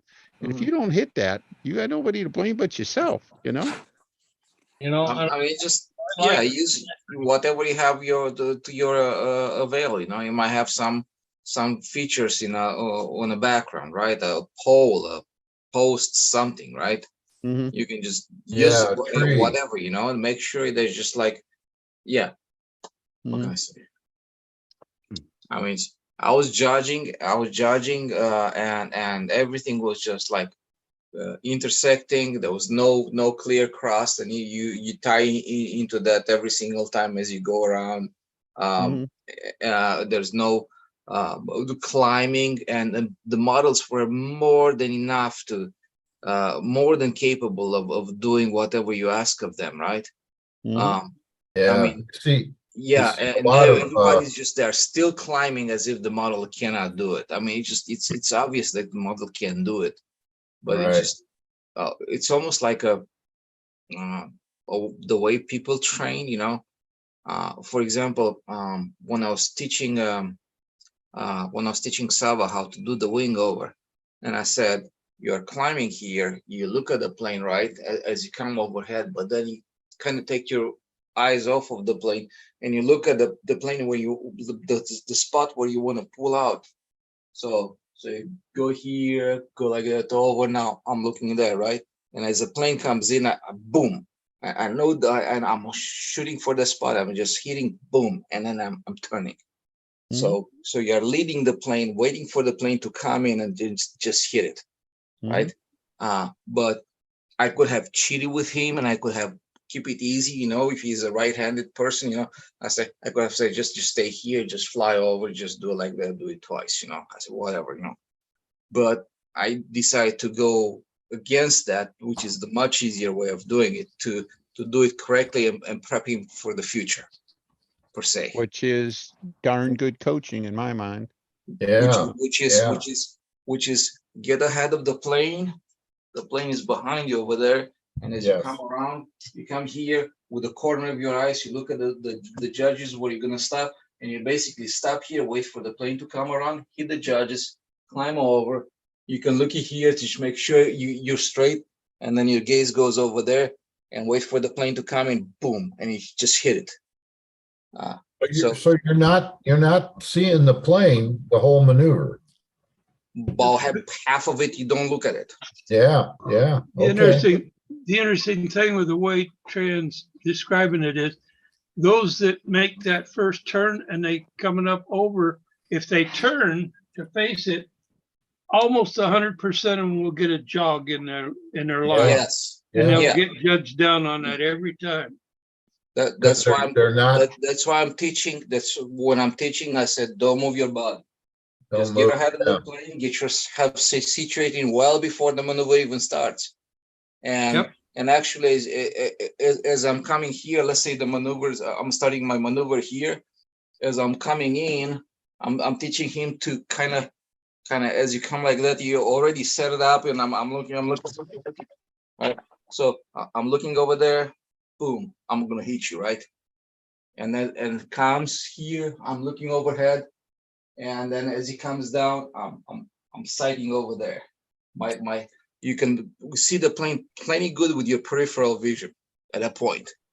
And you can just look at like your turn point is here, wait for the plane to hit that point, the turn point, and then bam, you just hit it. Are In a you perfect world. changing, are you changing your focus from the plane to the background? Kind of like that. It's half and half. I mean, maybe it's mostly initial. I'm looking on the background. I'm looking at the judge, right? And I'm just Right. So you changed your focus to the judge. turning on him, right? Yeah. So this is background here. Now I'm focusing on the plane, and here what I found out is like when I put my head up, I know I'm gonna put a little bit of tension over here. So I know that's my overhead point. So there's my next checkpoint that I'm going for. Boom. And as I'm going through the next checkpoint here, I'm already looking over there, trying to leading the plane and getting just that calms myself down, and I'm just oh, it's okay, let's wait for it right now. So you're straight overhead, and then you change your view to where you're going to pull out. Yeah. You're straight overhead. Yeah, you have this, right? So on one side, you're pulling up here, you're gonna pull up over there, right? You go overhead here, right? And I'm still aware of my point over there. But as I'm coming overhead, I'm not really looking at the plane. I'm kind of more ahead of the plane. And right now I'm focusing on a pull out point already and wait for the plane to come in view. Now, another huge mistake that I think everybody's doing, you kind of shoot yourself in the foot by going like that really softy corner, when you enter it. And that, a lot of people are doing even a quarter that's not even a corner. So like a quarter of a loop at that point, right? And that takes a lot of time. So instead of turning and just have all the time in the world for the plane to come over, it's kind of soft here, and you're already overhead. Body turns around. That's a great point, Tryon. Yeah. And body turns around, and as soon as you change your body position, stuff like that, something overhead happens, just changes direction, goes in opposite direction, behind you, in front of you, God knows what, right? Right. And we see that a lot when we're judging. Either they're doing a little S going up. Yeah. They're overturning and then and compensating. Yeah. And then they'll come down and not be 180 degrees off. They're a lot of guys, Steve, are facing the airplane when they make that first turn go up. Yes, and your body turns, and then they get overhead and they make the turn. Yep. And then that changes where they're coming down. They're facing where it's going to, but right up there on top, she took a little jog. Yeah. Every time it'll take that little jog. Almost every time. Yeah. It will do as you soon will as you change definitely your body. Yeah, as soon as you change your body position, the plane is going to change directions. I guarantee you that. Yep. Wow. Yep. I guarantee you that. Yeah, I was looking at the scores from our contest 2 weekends ago, comparing my scores with the other judge and our judges in training. And I found that I was consistently lower on the reverse wing over. And we discussed it, and they didn't realize that if the tracks are different overhead, the maneuver is wrong. Right. Yeah. Don't tell them that. Oh, don't tell them that. No, tell them that. Tell them that. Yeah. I find myself like if you like in any maneuver, it's almost like now that I'm doing what Thancher was recommending to visualize when you're doing the maneuvers. I mean, my consistency moved up quite a bit. Good. Yeah. So yeah. You can also, thing or two. You can also do a little bit of dead reckoning, right? if you were in this point and then in this point, you expect to go like as you draw a straight line, you can expect this to be here, right? So you have these 2 points here. The third one is going to be in line with it over there. So you can like do like dead reckoning as you're climbing over the head and just kind of update it. So you're not even seeing the airplane until you get directly overhead, and then you're looking at your pullout point. Yeah, I mean, as he climbs overhead, you know, it's like I'm a lefty, right? But actually, Oh, my okay. plane, when I fly my plane in a wing over, my plane is over there. Yeah, you're behind your shoulder. It's well behind my shoulder, somewhere over there, almost 45 degrees behind. So as I come around, I'm already looking at the judge with the corner of my eye, right? And That's your I'm start stopping, point. and I'm settled, right? And I wait for the plane to come, and I just boom, just hit it. Yeah. So from here, I'm going vertical right now. But you're letting it go, and you're looking at the overhead now. So I'm looking at this stuff here. So I have 1 point here, 1 point there. I know that the third point is going to be over there, right? Right. And now I have these last 2 points, and the third point is going to be here, kind of like that, kind of like because when you do this, you look at the sky, you have no reference whatsoever. No, you don't. You're right. So you have to kind of like I've been here, right? So I should be here next, right? I've been here now, so then I should be here, right? You got to trust that the plane is flying the way you pointed it. Yeah, I do it a little differently, Trey, and just a little differently. It's the same thing, but I'm a righty.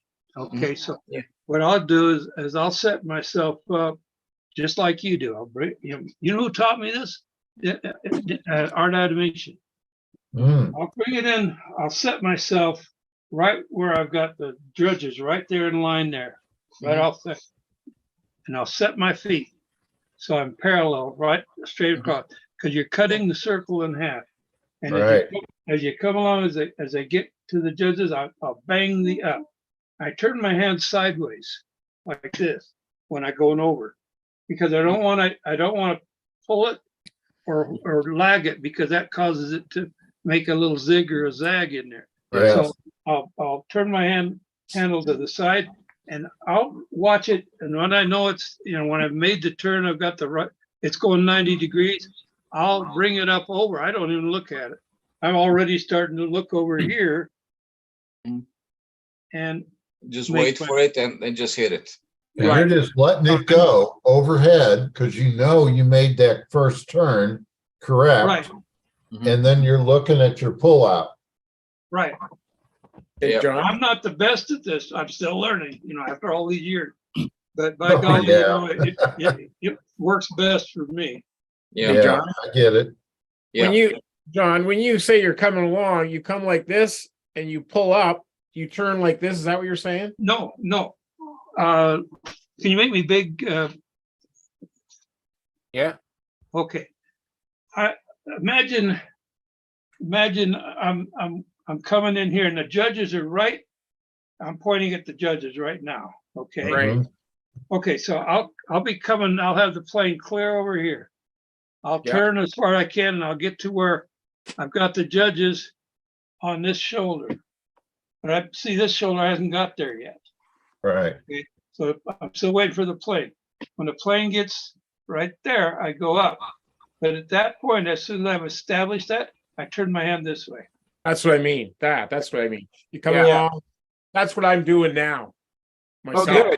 Well, the reason is if you're going over like that and you hold your hand upright going across, if you get a little ahead of it, you're going to pull some up in it. You're going to make it an angle. Going to make that curve. Or if you lag, you're going to put some down in it. But if you hold it sideways and hold your handle correctly, you're going to be holding both same tension on both lines. So you should stay straight over. You don't have to look at it. And then you can come over and look and hit it coming around. Okay, I think I'm doing it already. So that's the first half. Now, how do we nail the second half? Second half, if you're coming around, you do the same thing. You look ahead. Same thing. You're not moving your feet. Your feet are staying set. So you swing your body, you come around, and you get ahead and you spot the judges, and you hit it there. Come do the same things. Come over, check it out here, and I usually have to, because it's such a reach across. I may take at this just before I make the turn, take a slight step to the forward on my right foot and hit up and make my pull out. Step Try to- forward. Step forward. Yeah, you step into the plane. It's Step gonna slow into it down. plane. Okay. Yeah. okay. What I'm trying to do is because as a righty, I'm crossed up to the point. Yeah, you're crossed up. And it's really, I mean, if I could make the turn, but then I got to immediately try to make the turn to get back in line with airplane at level flight. If Yeah, I'm already otherwise you're off to the right of where you should be. right, and it's going to be flying behind me, and I'm like this, okay? Yeah. So if you take a step forward a little bit towards the plane, now you're set to start. And if you wait until it's just right before, I mean, you'll wind up doing this naturally, but you just right before you make your pull out on the last half, Yeah. you know, you're not going to get any of this in it. You'll make your turn, and you then take your left foot, step out, and come around, and now you're lined up and ready to do level flight right side up. Yep. Yeah. So Practice it. It just takes a little practice and thinking about it. yeah. So footwork is just as important. Footwork, as handwork, handwork. and up here, it's all has to go together. Yeah. Your footwork might be something like this. Your feet are like this originally as you go overhead, but as you pull out, you might just pivot on a heel like that, and just change one foot like that. Boom, as you pull out, right? Inverted. Yeah. And then as the plane comes back around, you go back in here, right? And wait for the plane to come back, and just as you pull out and go overhead, and as you go overhead, you know, you just go back in here, right? Yeah. So then it's you still kind of like even for a right-handed, like I think as soon as your feet go like this, right, kind of pointing at a pull-out position, right, then it's much easier to maneuver with your body. If you keep your feet like that and try to twist your body around and then go from here to a normal kind of chasing the plane around, it just you're too far behind. But you know, it's like John is saying, it's like you almost ignore the plane a lot of times. So it's like if your judges are there, you wait for the plane with your corner of your eyes, your peripheral vision. You look at the judge. This is my target here. Boom. And just before you get in, just before them, not when you hit them, right? Before them, because when you are vertical, you want to be here, right? Yes. And after you pull out again, your plane is coming nice and level as you fly level, right? However you fly level, doesn't really matter. So you come here. I might keep my eye on the plane, but right now I'm already looking. You're looking at the judges, right? I'm already with the corner of my eye, and I just before the judges again, boom, and I'm climbing again, and my foot is just like pink. You know, like you ever see the Tai Chi guys, like how they gently lift their foot and put it over there, but you don't even have to lift it up. You just get your toes up, rotate, and put them down, right? Yeah. And then that's your pull out, right? And then as the plane comes around, you just gently lift your toes up, just rotate, get back in there, right? Kind of like This is great. This is great stuff, because I don't think anyone ever talks about footwork in stunt. Well, I don't think he ever was coached by Denny's dad. Oh no, I was not. Sorry. I had the great pleasure of having him coach me for a couple of flights. Yeah. At a contest in Milwaukee. And not even contest. Yeah. Yeah. And he talked about footwork. Yeah. He body placement. You know, you want to face the center of your maneuver. Yeah, You're doing rounds. Face the center. Yeah. Fly it around that center. You know, right. Yeah. I What see so many, Yeah. so many guys just on the squares. They don't start to the left of their body. They start right in front of their body. right now they're doing it off to one side. If on the Right. inside, They're off to and then- one side. Now Gordon flies, and I just can't do it, but he does it. He puts this hand here, right there, Yeah.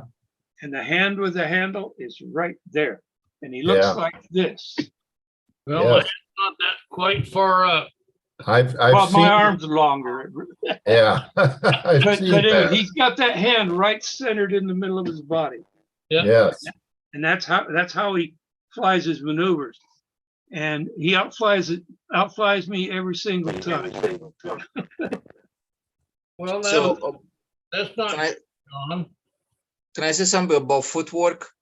Yes. Yeah. I almost never place my footwork the same. If it's the different wind conditions, I'm gonna have different footwork. So Oh, if I have a light breeze where it's gonna hold my plane or everything, I'm holding my feet like this. If it's the windy, my feet go like that. You know, Front to Trey, back.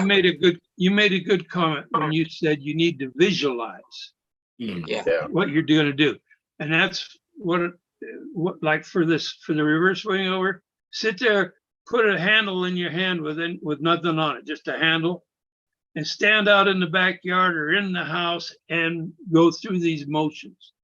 Imagine that airplane is on the end of the lines out there, and learn how to fly it in your mind first, because if you get enough flights on this up here, Yeah. your plane is going to do exactly what your muscle memory tells it to do. That's Good idea, John. because that's why I learned to fly the pattern. Yep. Flew the pattern in the house long before I ever flew the pattern on the airplane. Yeah. Sometimes it's even better. Like for myself, it's like I have like when I fly a square, I just have 4 points, right? Yeah. And I fly from point to point to point to point, basically. Yep.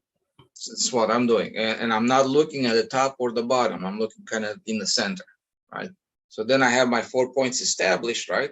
And what I'm teaching Sava at the same time, I said, before you fly a maneuver, you're flying over your shoulder, over to your side.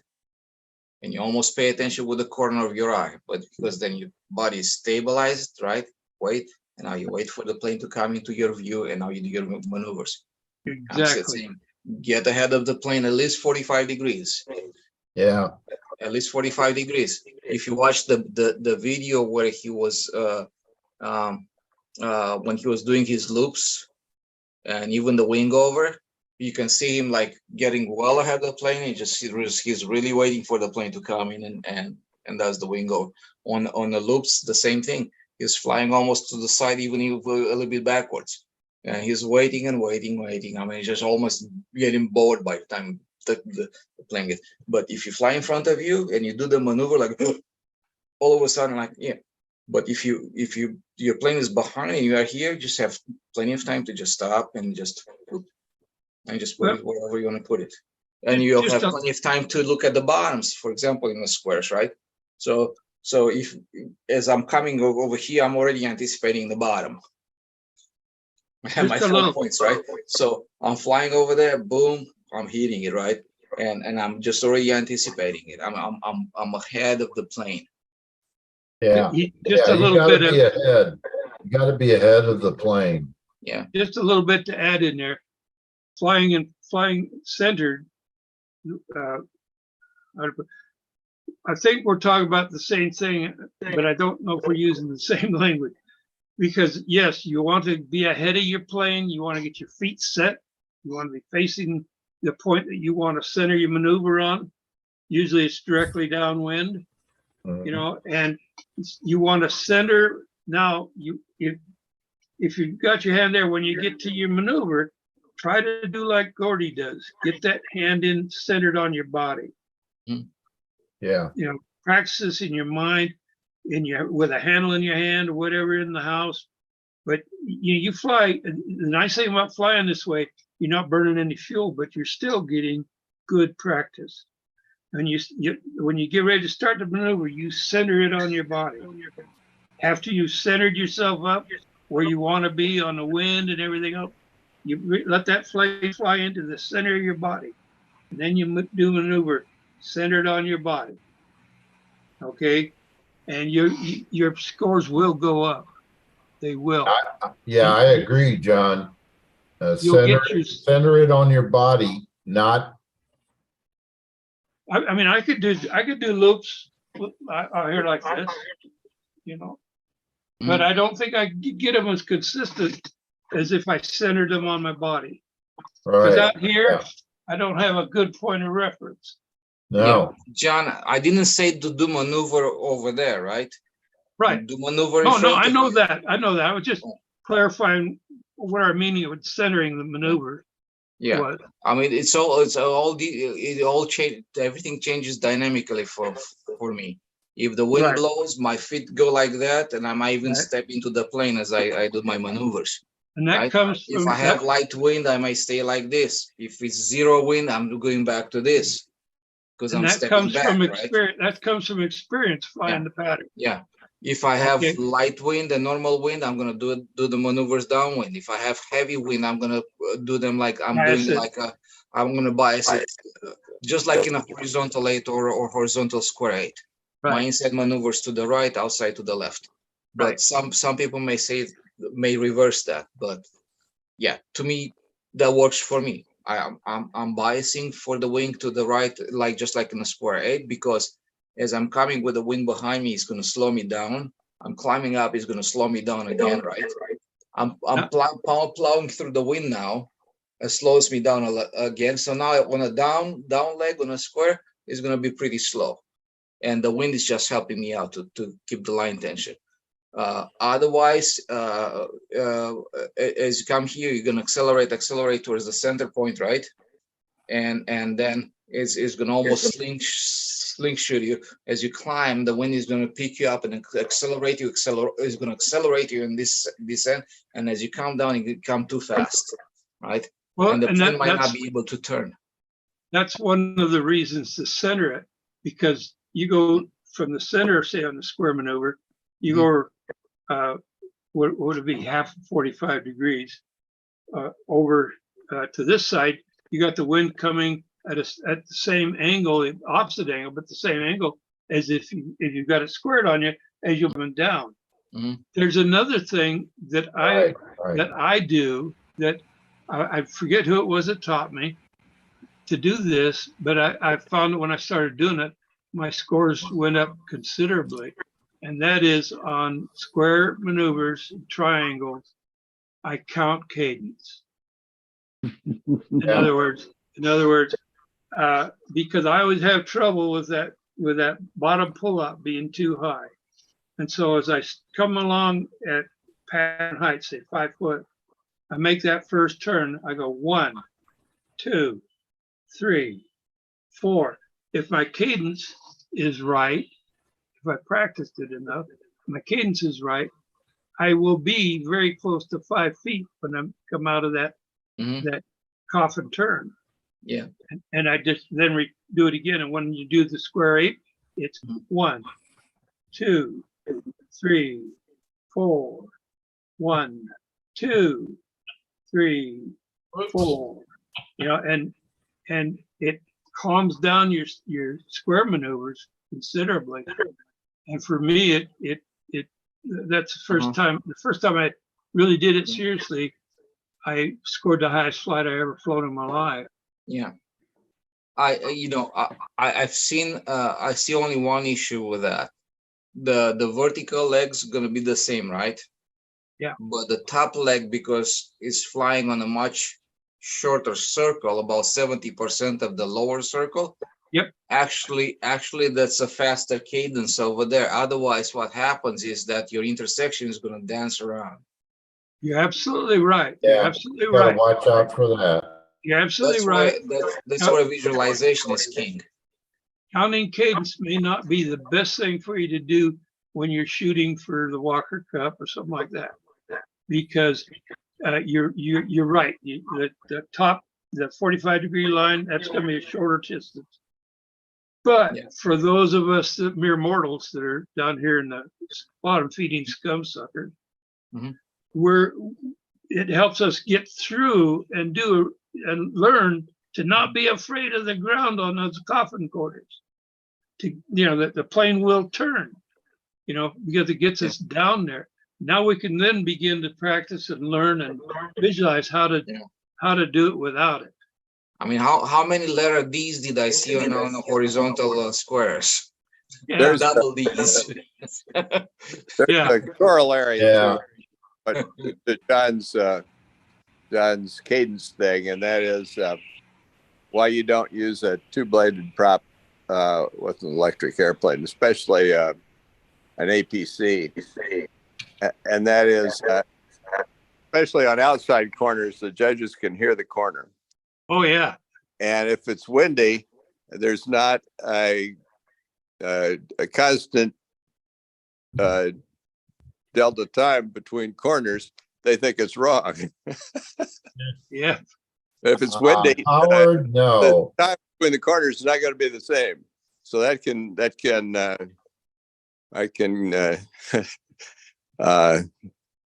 deceive the judges into thinking that you've done that maneuver wrong. So just have a quieter prop. No, I disagree, Howard. I don't pay attention to that. Well, I can understand what he's saying, because on some of those sharp turns, those props can get really noisy. And if you're used to a common cadence, like 1, 2, 3, 4, everything's equal and equal and equal and equal. Then you hear it go 1, 2, 3, 4, 1, 2, 3, 4, 1. You say, he's got to be doing something wrong. Yeah. Yeah, I get it, John, but it's not about the sound. It's about the track. You hope so. Yeah. Yeah.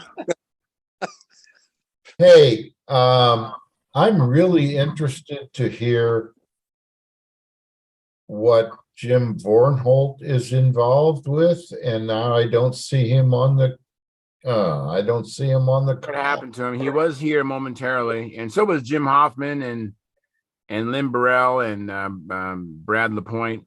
Yeah, sometimes it's kind of fluid. People leave for whatever reason. Because Stuart, you got your hand up. Yeah, I got some questions. Yeah, go ahead, Stuart. I was just doing my super fill on my twister here, and have anybody ever put a little bit of alcohol in the super fill at all ever? Yeah. You do that sometimes? I don't. Alcohol You can do it a little bit.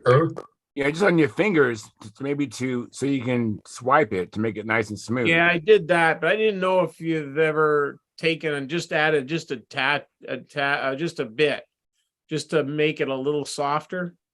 I think you could do that. Can you do it? I think you can. Not a lot. I wouldn't want to do a lot. No, I wouldn't put much. I'm talking, sometimes it's just keep a little stiff putting on. And I thought just if I added a hair just to I do it with epoxies, regular epoxies. I think the stiff actually is nice because you can push it in there. And then if you put a little of that on your finger and then wipe it and you slick it over, it really makes it come out nice. Yeah, I used the alcohol to do that, but I've never used it. This is the first time, so I wasn't sure, how to go about it. But it turned out pretty good. So I think it'll be great. Another question I've got is fuel lines. You guys have a preferred company you get it from? I mean, I've been using Dubro. Anybody have a preference or anything to do with fuel line or anything for any reason? I find sometimes the Dubros, sometimes it's almost not tight enough on the 46 LA. I use whatever I can find. It's okay. So hard to find Hey, stuff. the guys in St. Louis found a source for Prather. Oh, I think it's Praver, Yeah, the pink stuff. pink stuff. Oh, okay. How do I find that out? I'd like to try some. Yeah, the pink stuff is best. Contact Dan McEntee. Yeah. This is the last stuff I got, Sonic Tronics. Sorry, McEntee? yeah, he's Yeah, right. Dan McEntee Dan. found it. How do you spell his name? M-A-C? Dan, Yep. McEntee. Sorry. I missed that. M-C. Entee. Oh, okay. Okay. Now do I find him? How do I get a hold of him? Like on Stunthangar? Or Yeah, Yeah, Stunthangar, You can PM him on Stunthanger. yeah, PM him. okay. Okay, I'll try that. I'd like to try some of that. I've seen the pink around, but I didn't know. Okay, that's Yeah. good. Yeah, for some reason, John, I can't make you big for some reason, John. Trying. I got something right in front of me. I can't make you big. That's Sonic Tronics. And I got this. They sent me the wrong size. This is small. So if you know anybody, I got 30 feet of small fuel line tubing. And some That is combat really guys good like for, combat guys like the small stuff. yeah. So anyway, You guys, let me catch up on the chat box. I got way behind. Let me see here. Daniel Berry Sports Highlights says, "Hey," and then old control line pilot. That's Bob Whitley. He's also a member of our YouTube channel. He supports us. I think he's one of our big tippers, as a matter of fact. He says, "Hi everyone. Another long couple of days. Yesterday ended at 4 this morning, then at 7:30. Wishing all the best for Lynn at the team trials tomorrow. The weather forecast looks almost perfect." And then he also goes on to say, "Also like given, good night."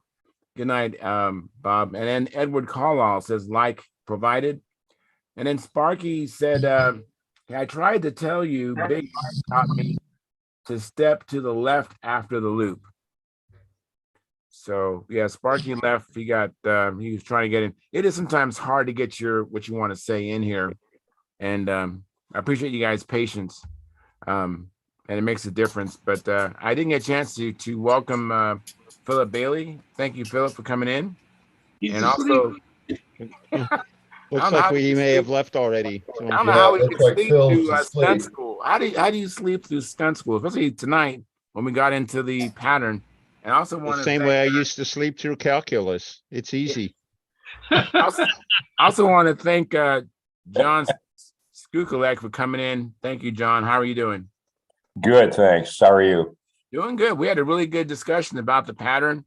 I really appreciate one of my favorite subjects when we get into it.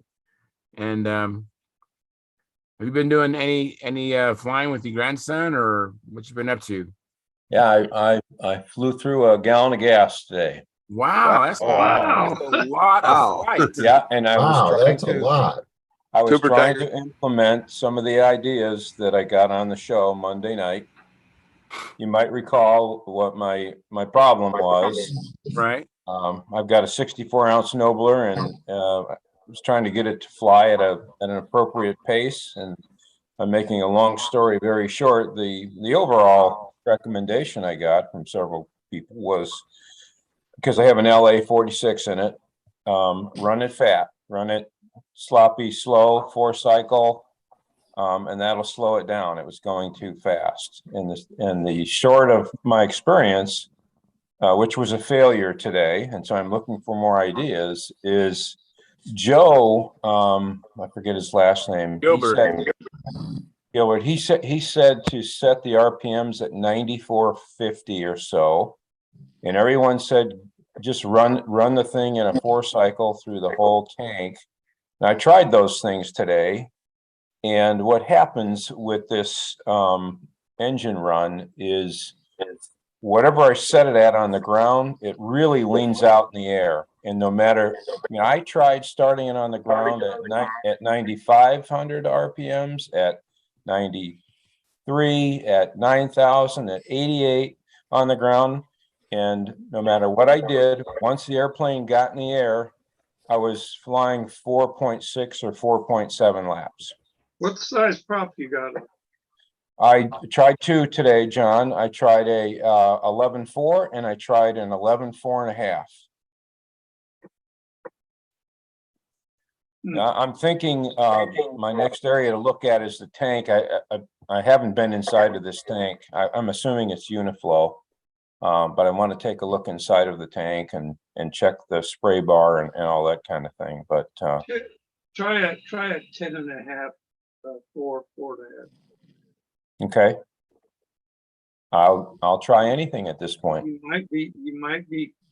Does it run okay for a short while and then go lean? Sometimes it'll go 1, 2, 3 laps before it leans out. And then it But stays. that's about it. Yeah. I checked the prop first, the tank of the Uniflow or otherwise. I haven't been inside of it. It certainly appears to be Uniflow to me. It's clunk tank. Is it a RC plastic or a metal? It's plastic. Okay, so it's clunk tank. If it's Uniflow, it'll have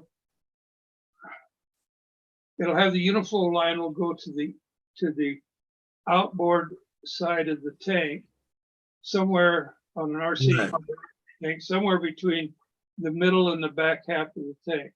Yeah, right. That's the way I make mine. And I've got to look inside of this one to see how it's done. Okay. Kenny, you got your hand up. Yeah, just popped into my head. The thing is leaning out a couple of laps and stuff. Have you tried muffler pressure? No, that's another thought I have. It's got a tongue muffler. Yeah. And I think I'd have to add a pressure fitting to it. Yeah. But I wondered if that would, it's just a little baffling how it changes so much once it gets up in the air.